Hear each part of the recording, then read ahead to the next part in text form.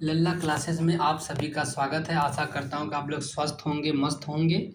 देखिए, आज हमारा टॉपिक है एंशिएंट हिस्ट्री का शॉर्ट नोट्स का लेक्चर नंबर 5वां। कौन सा नंबर है? लेक्चर नंबर 5वां है। हम देखेंगे, स्टार्ट करेंगे यहाँ से 54 नंबर से। देखेंगे इसमें क्या क्या बातें कही गई हैं। ठीक है।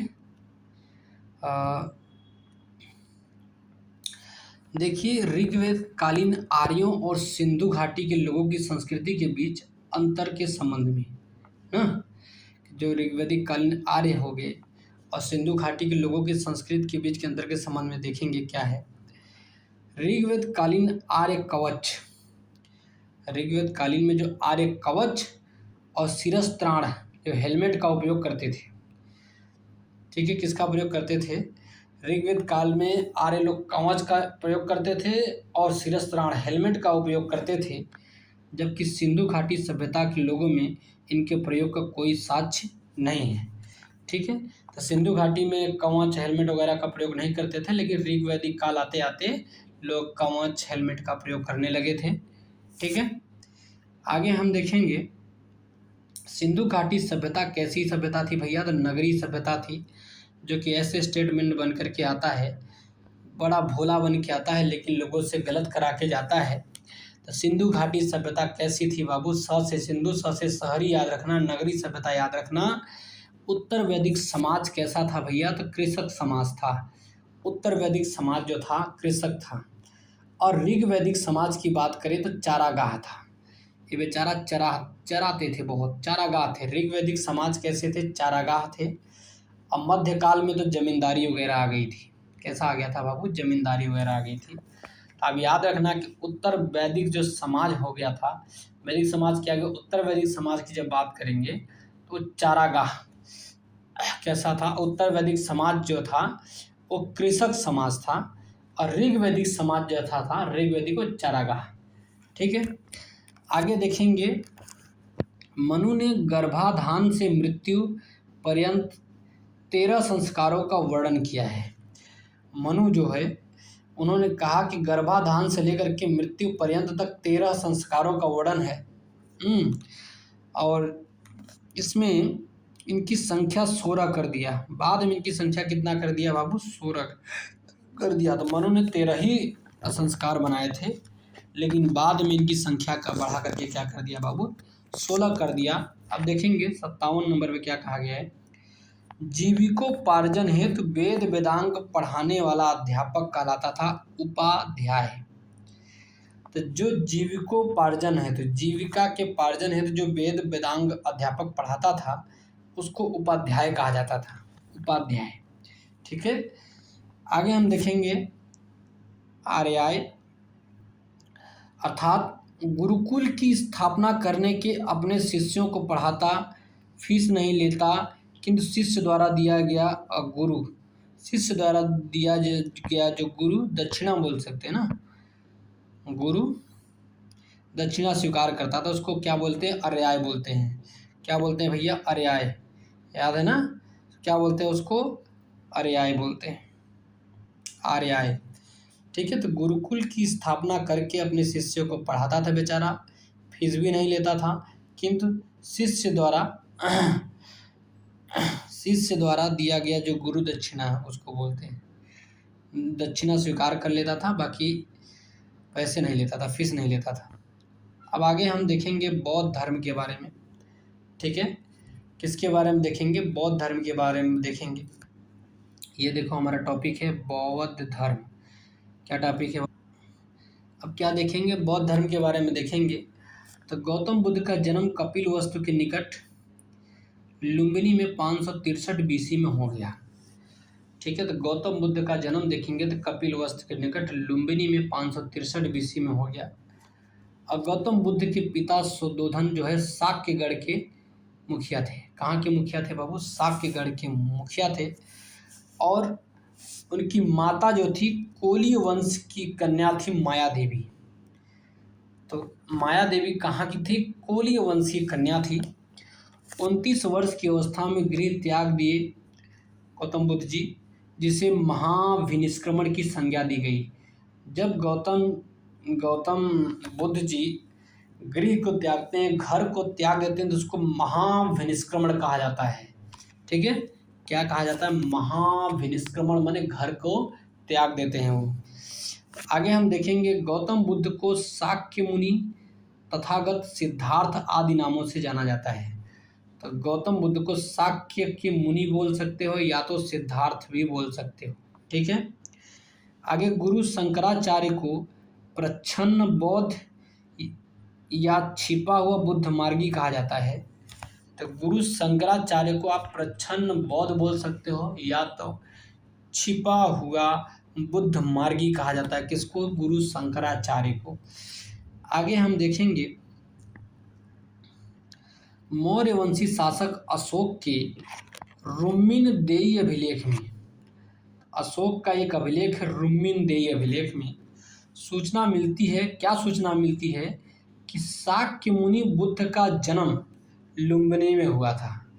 शाक्य मुनि बुद्ध का जन्म लुम्बिनी में हुआ था। सूचना कहाँ मिलती है? रुम्मीनदेयी अभिलेख में मिलती है। किसका अभिलेख है? अशोक का।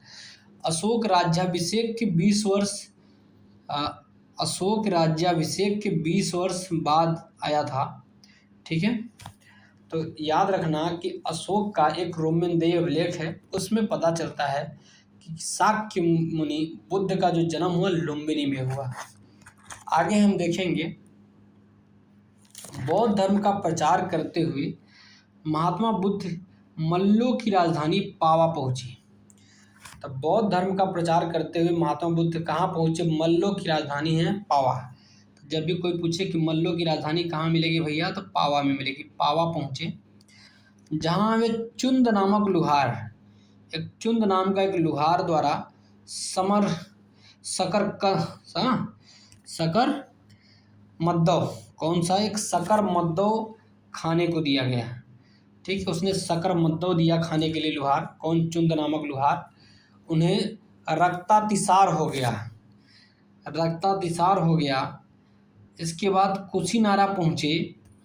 483 बीसी में 80 वर्ष की अवस्था में इनकी मृत्यु हो जाती है।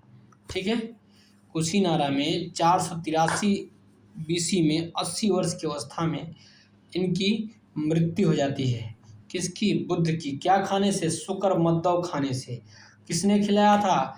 तो एक जो है मल्लों की राजधानी जो पावा के चुंद नामक लुहार ने इनको शुकर मद्दव खिला दिया। ठीक है, इसीलिए शुकर मद्दव आज नाम दुनिया में लोग जानते हैं। आज जब ये इसी को महापरिनिर्वाण कहा जाता है। कहने का मतलब आप एक घटना याद रखना कि जब गौतम बुद्ध जी मर जाते हैं, जब इनकी मृत्यु हो जाती है, तो कहते हैं महापरिनिर्वाण। ठीक है, निर्वाण हो गया, परिनिर्वाण हो गया। तो याद रखना कि महापरिनिर्वाण की बात करें तो गौतम बुद्ध जी की मृत्यु हो जाती है। अब महाविनिष्क्रमण की जब भी बात होए तो याद रखना कि महाविनिष्क्रमण का मतलब होता है गृह त्यागना, घर से त्याग दिए। ठीक है, जो भी बंदा अपने अपने गांव से पढ़ाई करने के लिए जा रहा है वो क्या करके आया है? महाविनिष्क्रमण करके आया है। ठीक है, आगे हम देखेंगे महापरिनिर्वाण मंदिर यूपी के कुशीनगर जिले में स्थित है। ठीक है, तो महापरिनिर्वाण मंदिर भी बनाया गया। तो यूपी के कुशीनगर जिले में जब हम जाएंगे ना, तो वहाँ पे महापरिनिर्वाण मंदिर देखने को मिलेगा।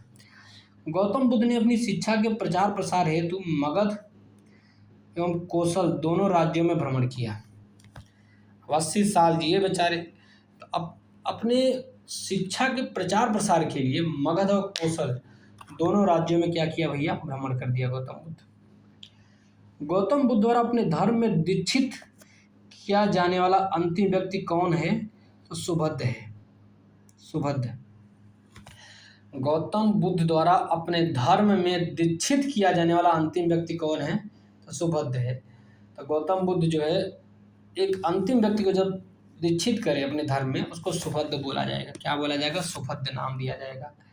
ठीक है, आगे हम देखेंगे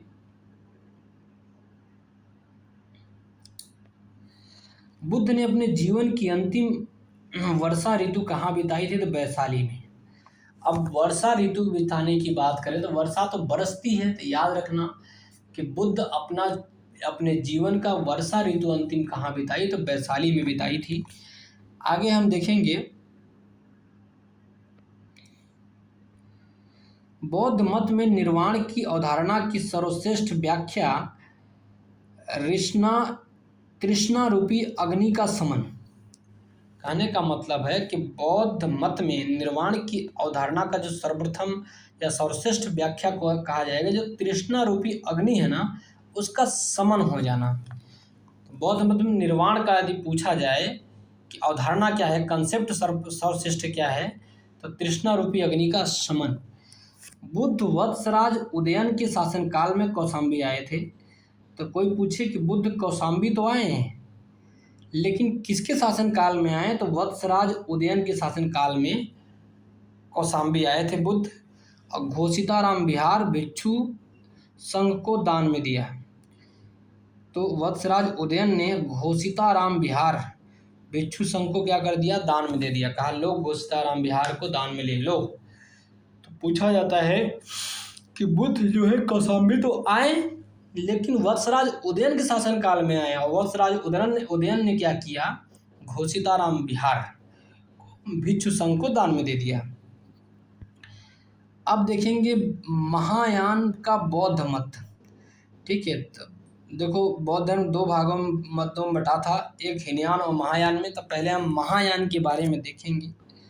किसके बारे में देखेंगे, महायान के बारे में देखेंगे।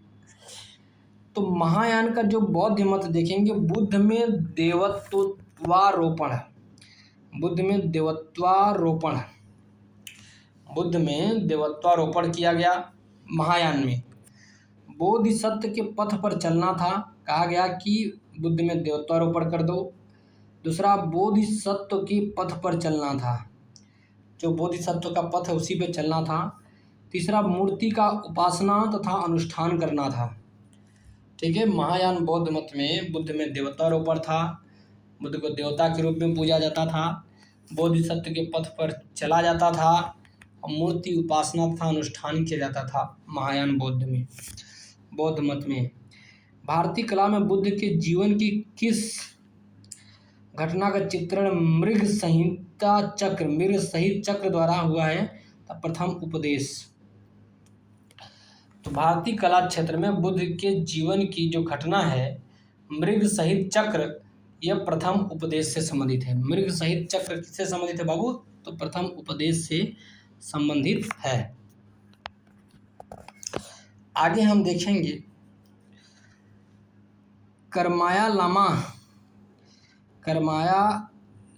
करमापा बोलते थे लामा, तिब्बत के बौद्ध संप्रदाय करियोपा वर्ग से संबंधित थे।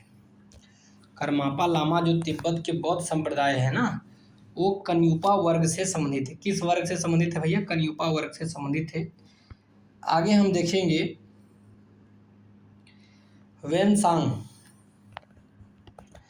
वेनसांग के अनुसार उस मूल वृक्ष को 7वीं शताब्दी में शशांक ने नष्ट करा दिया था। वेनसांग कहता है कि उस मूल वृक्ष को 7वीं शताब्दी में शशांक ने नष्ट करा दिया। यह पीपल वृक्ष 5वीं पीढ़ी का है। तो पीपल वृक्ष था, उसको शशांक ने नष्ट करा दिया था, लेकिन 5वीं पीढ़ी का था। और कब नष्ट कराया था, तो 7वीं शताब्दी में। ठीक है, आधुनिक फाल्गु नदी को ही पूर्व में निरंजना के नाम से जाना जाता है। आज की जो फाल्गु नदी है ना, पहले निरंजना नदी के नाम से जानी जाती थी। यह दो धाराओं में निरंजना एवं मोहना के मिलने के बाद बनती है। ठीक है, तो कहने का मतलब है कि आपको याद होना चाहिए कि आधुनिक जो फाल्गु नदी है उसको पूर्व में निरंजना नदी के नाम से जाना जाता है। ठीक है, पहले हम निरंजना नदी के नाम से उसको जानते थे।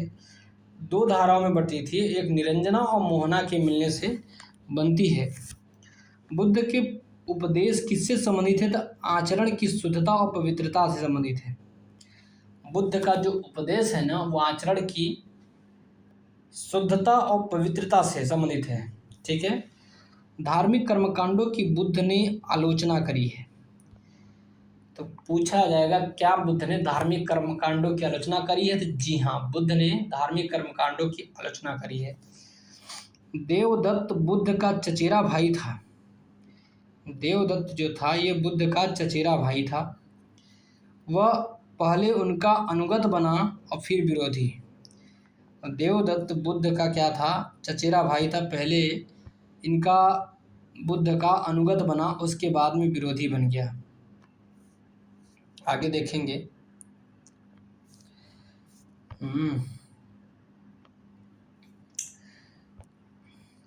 अष्टांग मार्ग की संकल्पना, किसकी संकल्पना करते हैं बाबू? अष्टांग मार्ग की संकल्पना अंग है धर्म चक्र प्रवर्तन सूत्र की विषय वस्तु का। अष्टांग मार्ग की संकल्पना किसका अंग है? तो धर्म चक्र प्रवर्तन सूत्र की विषय वस्तु का है। ठीक है, आगे हम देखेंगे। महात्मा बुद्ध कर्म सिद्धांत में विश्वास करते थे, वे आत्मा में विश्वास नहीं करते थे। महात्मा बुद्ध कर्म सिद्धांत में विश्वास करते थे, लेकिन आत्मा में विश्वास न करते हुए भी पुनर्जन्म में विश्वास करते थे। महात्मा बुद्ध कर्म सिद्धांत में विश्वास करते थे, लेकिन आत्मा में विश्वास नहीं रखते थे, लेकिन पुनर्जन्म में विश्वास रखते थे। ठीक है, वे निर्वाण प्राप्ति में भी विश्वास करते थे। तो पुनर्जन्म में भी विश्वास करते थे महात्मा बुद्ध, निर्वाण प्राप्ति में भी विश्वास करते थे, किंतु ईश्वर की सत्ता में विश्वास नहीं करते थे। तो महात्मा बुद्ध न तो आत्मा और न तो ईश्वर की सत्ता, दोनों में विश्वास नहीं करते थे, बाकी पुनर्जन्म में विश्वास करते थे। ठीक है, किसके किसके विश्वास करते थे? पुनर्जन्म में विश्वास करते थे और निर्वाण प्राप्ति में भी विश्वास करते थे। ठीक है, त्रिपिटक क्या है बाबू? तो यह बुद्ध के उपदेशों का संग्रह है। 3 पिटक जो है, त्रिपिटक जिसको बोलेंगे, यह बुद्ध के उपदेशों का क्या है बाबू? एक संग्रह है। त्रिपिटक की कोई बात पूछे कि त्रिपिटक क्या है बाबू, तो बुद्ध के उपदेशों का एक क्या है बाबू? संग्रह है। ठीक है, आगे हम देखेंगे। किस बौद्ध ग्रंथ में संघ जीवन के नियम प्राप्त होते हैं? तो विनय पिटक में। विनय पिटक में हम देखेंगे संघ जीवन के नियम प्राप्त होते हैं। संघ जीवन के नियम प्राप्त होते हैं विनय पिटक में। ठीक है, विनय करोगे तो नियम बताया जाएगा। तो याद रखना कि विनय पिटक में संघ जीवन के नियम बताए गए हैं। सुत्त पिटक में उपदेश का संग्रह है। सुत्त पिटक में उपदेश जो दिए गए हैं उनका संग्रह किया गया सुत्त पिटक में। पौवरन नामक समारोह बौद्ध धर्म वर्षा ऋतु के दौरान मठों में प्रवास के समय भिक्षुओं द्वारा किए गए अपराधों की स्वीकारोक्ति का अवसर होता है। यदि भिक्षु जो भी अपराध करे गए, भिक्षुओं ने जो भी अपराध किया उसको स्वीकार के लिए एक पौवरन नामक समारोह बैठाया जाता था। वर्षा ऋतु में जो मठ में प्रवास करते थे, जब भिक्षु वर्षा ऋतु में मठों में प्रवास करते थे तो उस समय पौवरन नामक समारोह बैठाया जाता था, और उसमें जो भी बौद्ध भिक्षु थे वो जो भी अपराध करते थे उसकी स्वीकार करते थे। क्या करते थे? स्वीकार करते थे कि मैंने ये भी अपराध किया है। आगे हम देखेंगे।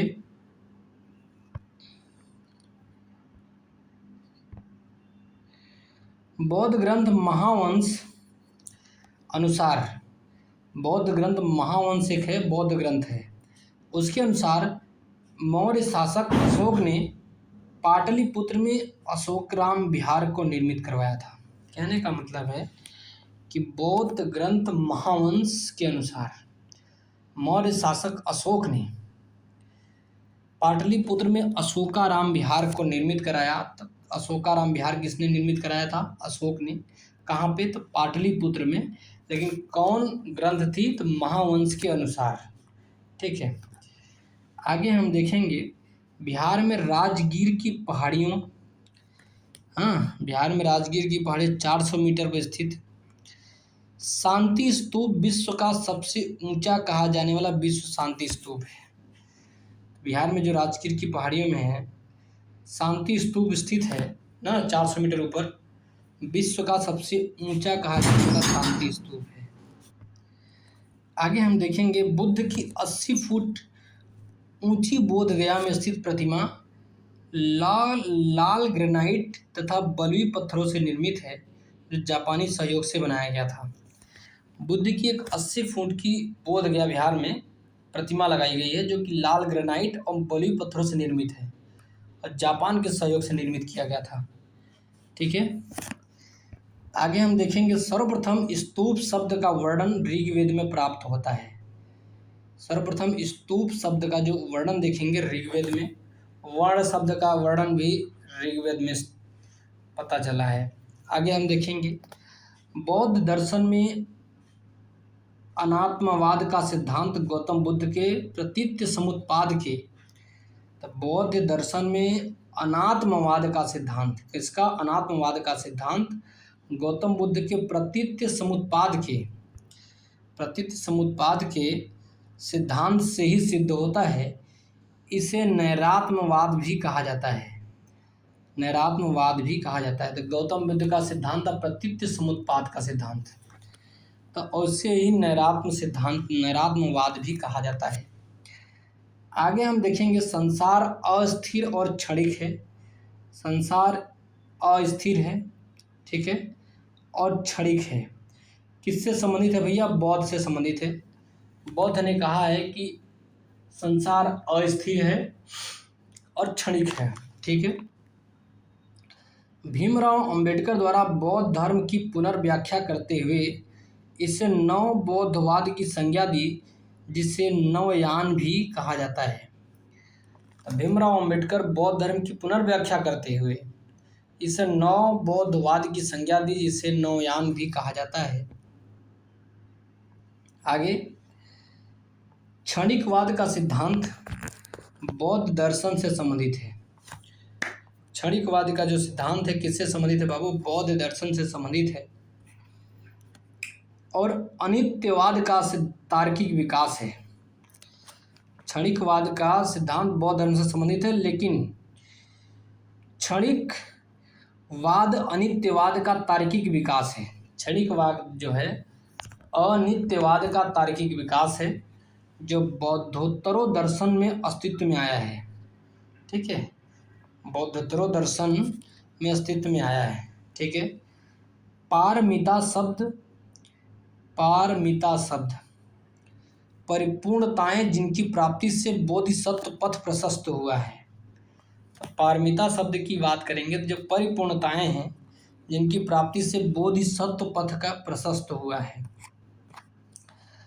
आगे हम देखेंगे सर एडविन अर्नाल्ड की पुस्तक। सर एडविन अर्नाल्ड की पुस्तक है the Light of Asia. Edwin Arnold ji ने द लाइट ऑफ एशिया पुस्तक लिखा। ललित विस्तार पर लिखा गया 1879 में। ललित विस्तार पर 1879 में इसका प्रकाशन हुआ। तो सर एडविन अर्नाल्ड एक पुस्तक लिखते हैं, द लाइट ऑफ एशिया लिखते हैं।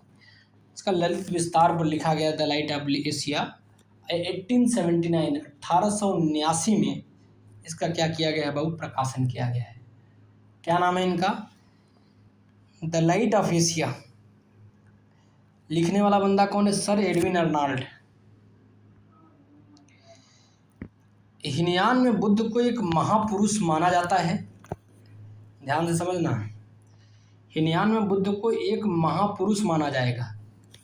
हीनयान में बुद्ध जो है, हीन के भावना से देखना है तो पुरुष मानेंगे इसको, जबकि महायान में उन्हें देवता माना गया है, तो उनकी पूजा की जाने लगी है, ठीक है। आगे हम देखेंगे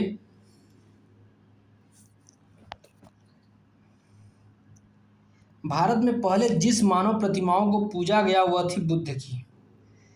भारत में पहले जिस मानव प्रतिमा को पूजा गया वो किसकी थी? बुद्ध की। बुद्ध की मानव प्रतिमा है ना, उसको पहले पूजा गया था। और पूजा गया इसका कहने का मतलब आप एक समझ लो कि महायान शाखा में ही पूजा गया होगा, क्योंकि हीनयान शाखा में उनको एक मानव माना गया है। सर्वप्रथम मूर्ति पूजा की नींव बौद्धों के द्वारा रखी गई, ठीक है। सबसे पहले मूर्ति पूजा की जो नींव रखे और सिर्फ बौद्ध लोगों ने ही रखा था, ठीक है। आगे हम देखेंगे गांधार कला की उत्पत्ति का स्रोत एशिया माइनर हेलेनिस्टिक कला थी।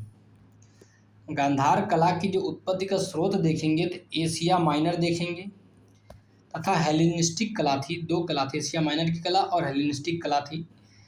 इस शैली की कला का प्रमुख विषय महात्मा बुद्ध का जीवन चरित्र है। तो कहने का मतलब गांधार कला की जो उत्पत्ति का स्रोत है एशिया माइनर और हेलेनिस्टिक कला, और एशिया माइनर और हेलेनिस्टिक कला की जो शैली की कला का प्रमुख विषय क्या था, तो महात्मा बुद्ध का जीवन चरित्र। इसके अंतर्गत बुद्ध की धर्म चक्र मुद्रा, ध्यान मुद्रा, अभय मुद्रा और वरद मुद्रा आदि मूर्तियों का निर्माण किया गया। ठीक है, तो धर्म चक्र मुद्रा में मूर्ति बनी बुद्ध की, ध्यान मुद्रा में बनी, अभय मुद्रा में बनी, वरद मुद्रा में बनी। ठीक है, मूर्तियों का निर्माण किया गया। आगे हम देखेंगे बुद्ध की खड़ी प्रतिमा किस काल में बनाई गई, कुषाण काल में बनाई गई। तो बुद्ध की जो खड़ी प्रतिमा बनाई गई थी बाबू, वो कुषाण काल में ही बनाई गई थी। बुद्ध की खड़ी प्रतिमा बनाई गई, वो कहाँ बनाई गई, कुषाण काल में ही बनाई गई। आगे हम देखेंगे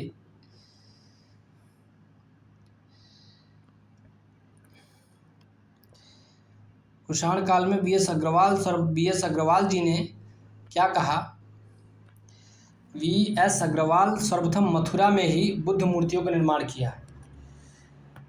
तो वी एस अग्रवाल जी कह रहे हैं कि सर्वप्रथम मथुरा में ही बुद्ध मूर्तियों का निर्माण किया गया।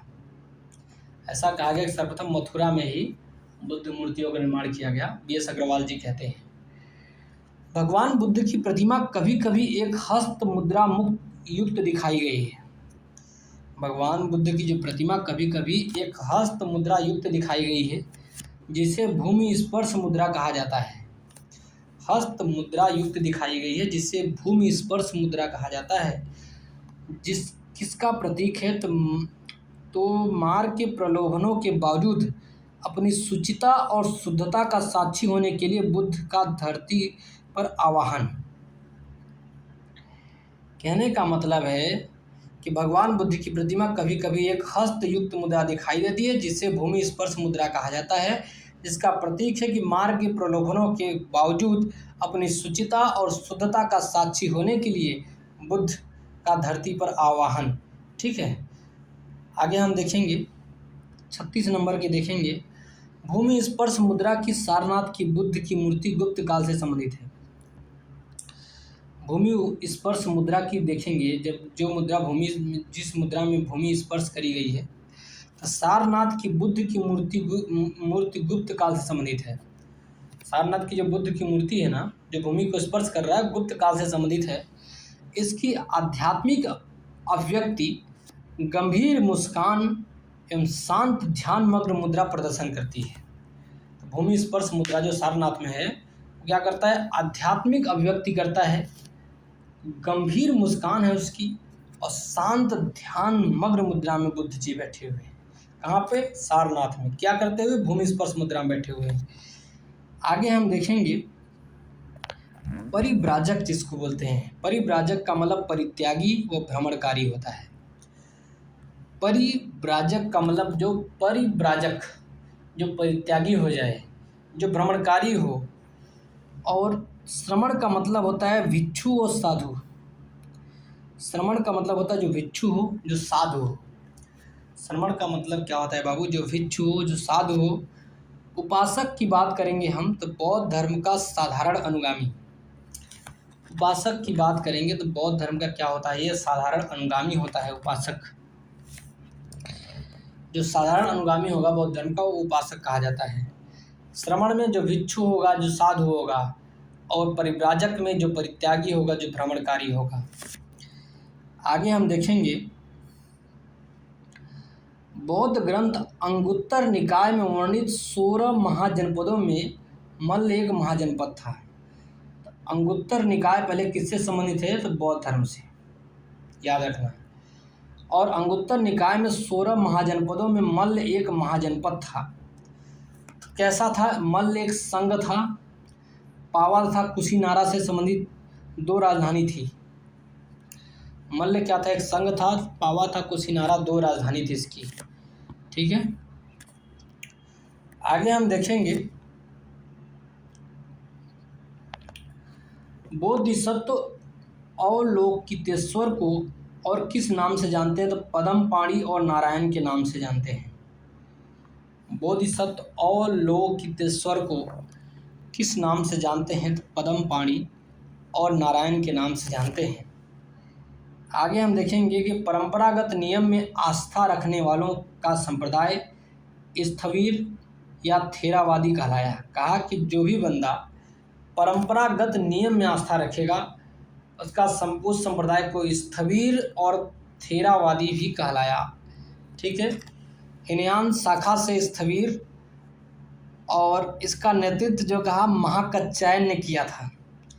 स्थविर का जो नेतृत्व करने वाला बंदा था, हीनयान शाखा से दोनों बट्टे थे, स्थविर और थेरावादी। जो स्थविर का जो नेतृत्व करने वाला था उसको महाकच्चायन कहते हैं। महाकच्चायन जो है अभी स्थिर है, छोड़ दो, स्थिर छोड़ दो उसको, क्योंकि कच्चा है अभी, मत तोड़ो। जैसे अमरूद कच्चा होता आदमी तोड़ता है तो उससे रखा स्थिर है, उसको स्थिर रहने दो। तो स्थविर जो संबंधित है, नेतृत्व कौन करेगा? महाकच्चायन करेगा। स्थविर और थेरावादी हीनयान शाखा से अलग हुए हैं। हीनयान शाखा में बुद्ध को क्या माना जाता है? मानव माना जाता है। ठीक है, आगे हम चलेंगे, देखेंगे परिवर्तन के साथ नियम को स्वीकार करने वालों का संप्रदाय महासांघिक कहलाया। कहा कि जो परिवर्तन के साथ नियम को स्वीकार करने वाला संप्रदाय है उसे महासांघिक कहलाया। और नेतृत्व किसने किया? तो महाकश्यप। ठीक है, तो नेतृत्व कौन करेगा महासांघिक का? महाकश्यप ही करेगा। कहा कि जो परिवर्तन के साथ नियम को स्वीकार करेगा वह संप्रदाय महासांघिक कहलाएगा। और महासांघिक का नेतृत्व कौन करेगा? महाकश्यप करेगा। कौन करेगा महासांघिक का? महाकश्यप। म से महासांघिक, म से महाकश्यप नेतृत्व करेगा। आगे लोकोत्तरवादी संप्रदाय बौद्ध धर्म के महासांघिक संप्रदाय की शाखा है, 18 निकायों में से एक है। तो कोई पूछे कि जो लोकोत्तरवादी संप्रदाय है ना, बौद्ध धर्म के महासांघिक संप्रदाय की शाखा है। ठीक है, लोकोत्तरवादी संप्रदाय बौद्ध धर्म के महासांघिक संप्रदाय की शाखा है, और महासांघिक संप्रदाय महाकश्यप नेतृत्व कर रहा है। और महासांघिक संप्रदाय की शाखा 18 निकायों में से एक है, लोकोत्तरवादी संप्रदाय। कौन भावी बुद्ध है जो संसार की रक्षा हेतु अवतरित होगा? मैत्रेय। कहने का मतलब कौन भावी बुद्ध है जो संसार की रक्षा हेतु अवतरित होगा, उसको क्या बोला गया है भैया? मैत्रेय कहा गया है। क्या कहा गया है? मैत्रेय कहा गया है। बौद्ध धर्म में बोधिसत्व सत्व के लिए प्रबुद्ध, शिक्षा दिए हुए को कहते हैं। शिक्षा दिए हुए को कहते हैं। कहने का मतलब बौद्ध धर्म में जो बोधिसत्व होता है ना, सत्व के लिए प्रबुद्ध, जो सत्व के लिए शिक्षा देता है उसको बोधिसत्व कहा जाता है। ठीक है, आगे बोधिसत्व समस्त सचेतन प्राणियों को उनके प्रबोध के मार्ग पर चलने में सहायता करने के लिए स्वयं की निर्वाण प्राप्ति विलंबित करता है। कहने का मतलब है कि बोधिसत्व क्या है कि समस्त सचेतन प्राणियों को, जितने सचेतन प्राणी हैं, उनके प्रबोध के मार्ग पर चलने में सहायता करने के लिए स्वयं की निर्वाण प्राप्ति करता है। ठीक है, आगे हम देखेंगे 10 पारमिताओं का पूर्ण पालन करने वाला बोधिसत्व कहलाता है। जो 10 पारमिताओं का पूर्ण पालन कर लेगा उसे क्या कहा जाता है? बोधिसत्व कहा जाता है। जो भी बंदा 10 पारमिताओं का पूर्ण पालन कर लेगा उसे क्या कहा जाएगा बाबू? बोधिसत्व कहा जाता है। आगे हम देखेंगे बौद्ध धर्म के अनुयायी अष्टांगिक मार्ग अनुसार जीवन जीकर अज्ञानता और दुख से मुक्ति और निर्वाण पाने की कोशिश करते हैं। ठीक है, जो भी बंदा बौद्ध धर्म का अनुयायी होगा वो अष्टांगिक मार्ग के अनुसार जीवन जी करके अज्ञानता और दुख से मुक्ति पाना चाहते हैं, निर्वाण की प्राप्ति की कोशिश करते हैं। ठीक है, आगे हम देखेंगे बोधिसत्व पद्म पाणि का चित्र सर्वाधिक प्रसिद्ध और प्रायः चित्रित चित्रकारी है जो अजंता में है। गुफा संख्या 1, इसे 6वीं शताब्दी में बनाया गया है। अजंता में हम जाएंगे तो गुफा संख्या 1 दिखेंगे, इसमें बोधिसत्व पद्म पाणि का चित्र सर्वाधिक प्रसिद्ध है, चित्रित किया गया है। चित्र में पद्म पाणि ने राजसी शैली में एक नीलम जड़ित मुकुट पहना हुआ, लंबे काले बाल, दाहिने हाथ में कमल का फूल है। पद्म पाणि ने राजसी शैली में एक नीलम जड़ित मुकुट पहना हुआ, ऐसा नीलम से जड़ित एक मुकुट पहना हुआ, लंबे काले बाल और दाहिने हाथ में कमल का फूल है। ठीक है, आगे हम देखेंगे हीनयान का विशालतम एवं सर्वाधिक विकसित शैलकृत चैत्यगृह कार्ले में स्थित है। हाँ, कार्ले महाराष्ट्र में बौद्धों का केंद्र है ये। हिनयान का जो विशालतम सर्वाधिक विकसित शैलकृत चैत्यगृह कोई पूछे कहाँ है, शैलकृत चैत्यगृह पूछे हिनयान का, और कार्ले में स्थित है। कार्ले कहाँ पे स्थित है? मौध्यमठ महाराष्ट्र में। बौद्धों का केंद्र है। बौद्धों का क्या है ये बाबू? केंद्र है ये। ठीक है, लास्ट देखना है इसमें सलसेती द्वीप पर। कौन सा? सलसेती द्वीप पर स्थित कन्हेरी गुफाएं में 11 सिरों के बोधिसत्व का अंकन मिलता है। निर्माण पहली शताब्दी में हुआ था। कहने का मतलब कि सलसेती द्वीप पर हम देखेंगे तो कन्हेरी गुफाएं में, पहले सलसेती द्वीप पर कौन सी गुफाएं हैं? कन्हेरी की गुफाएं हैं। उसमें 11 सिरों के बोधिसत्व का अंकन मिलता है। निर्माण पहली शताब्दी में हुआ था। ठीक है, और ये गुफा संजय गांधी राष्ट्रीय उद्यान में स्थित है। तो जो कन्हेरी गुफा है वो संजय गांधी राष्ट्रीय उद्यान में स्थित है। गुफा संख्या 41 में अवलोकितेश्वर की रोचक मूर्ति स्थित, जिसमें 4 भुजाएं और 11 मुख हैं। ठीक है, तो जब भी हम देखेंगे कन्हेरी गुफा में, तो गुफा संख्या 41 में देखेंगे तो अवलोकितेश्वर की रोचक मूर्ति स्थित है, जिसमें 4 भुजा और 11 मुख हैं।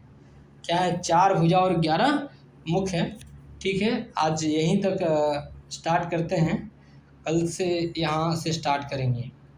ठीक है, आशा करता हूँ कि आप लोग स्वस्थ होंगे, मस्त होंगे, और लाइक करिए, सब्सक्राइब करिए, कमेंट करिए, ज़्यादा से ज़्यादा लोगों तक शेयर करिए, क्योंकि एंशिएंट हिस्ट्री का शॉर्ट नोट्स बहुत इंपॉर्टेंट है। बहुत क्वेश्चन आते हैं और सारे एग्जाम्स में आते हैं, जिससे यूपीएससी से रिलेटेड, यूपीपीसीएस से रिलेटेड, सीडीएस एनडीए से रिलेटेड।